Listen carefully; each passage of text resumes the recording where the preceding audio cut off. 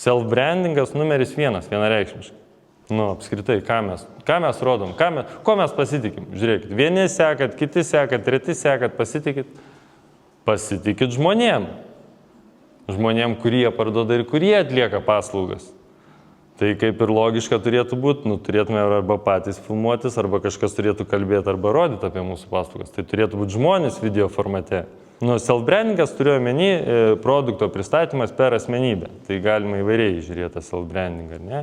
Ir jūs galite, bet tai turėtų būti asmuo tada ar kažkas tokio.